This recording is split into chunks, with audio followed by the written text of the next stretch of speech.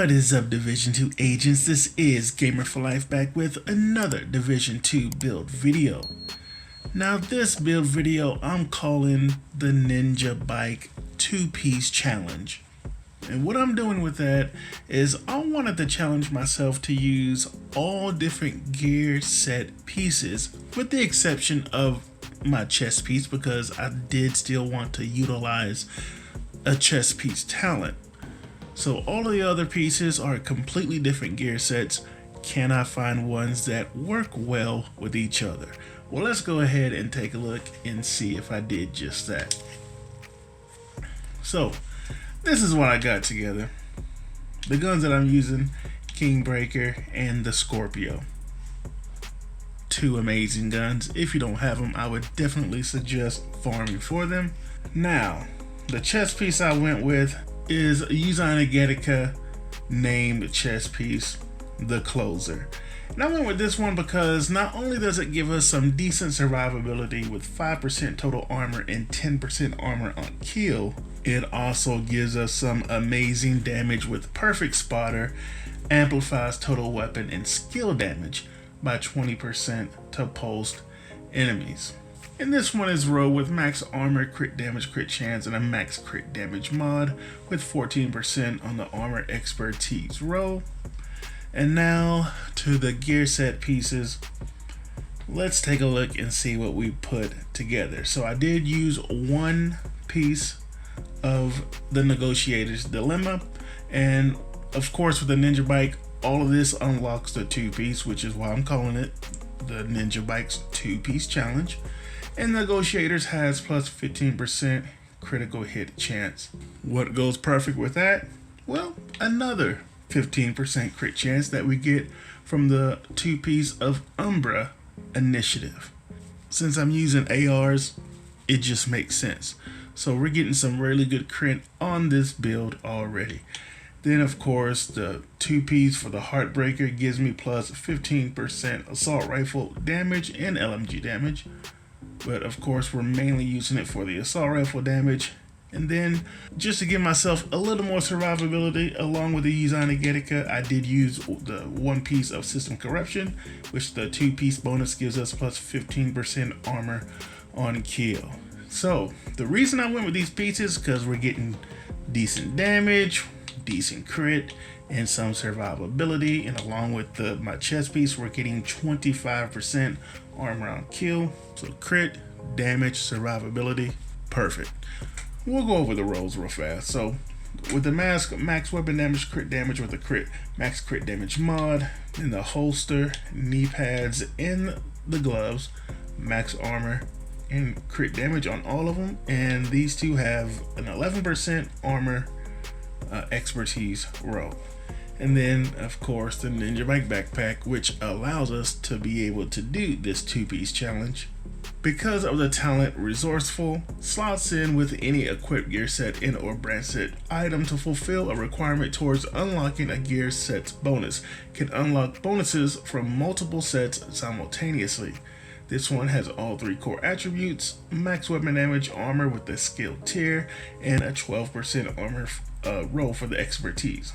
Then the guns we are using, Kingbreaker and the Scorpio. So the Kingbreaker has 15% on the expertise roll with max assault rifle damage, health damage, and damage to target out of cover.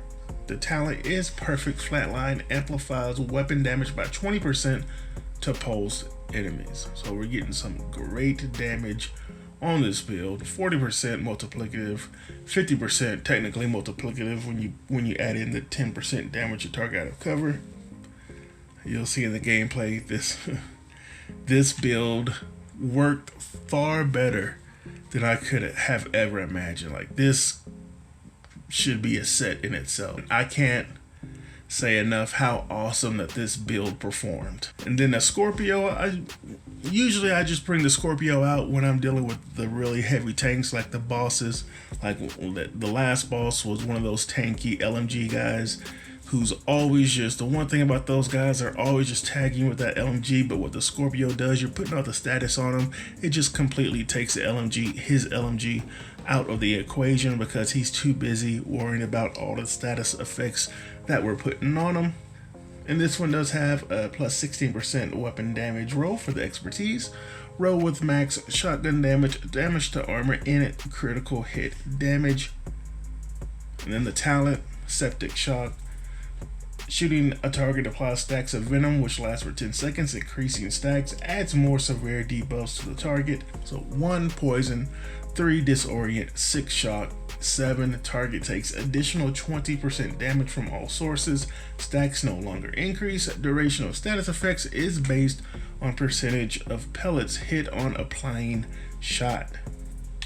And the skills that I'm using is the decoy. This is just here, you know, to take some of the heat off of us. It is at tier 2, plus 30% duration, 100% health, and 30% threat. Then I have a 10% threat for my expertise roll. The mods is a 7.5% health mod and 7.5% duration. Then of course a shield, giving us more survivability. It is at tier 6 because, you know, shields take in consideration the blue cores, plus 60% active regen, plus 250% shield health, and plus 40% holstered regen. 2 4.9% shield health mods and a 5% holstered regen mod. So we can take a look at the specialization, going with technician. So technician gives us plus 1 skill tier, plus 12% damage to drones, skill proxies, and robotics, which definitely comes in handy when you're going against the Black Tusk. Armor kit also applies to all friendly skill proxies within 10 meters. Artificer hive, if you do choose to use that. We have party members within 5 meters of your deployed and undisrupted skills are immune to shock and disruption. Gain 15% bonus armor while aiming a skill, plus 50% pulse resistance. And then we have it set on plus 10% skill damage, even though, you know, we don't really have any skills doing any damage or healing. And also just make sure that the guns that you're using are equipped on here as well, so you're getting that extra 15% damage.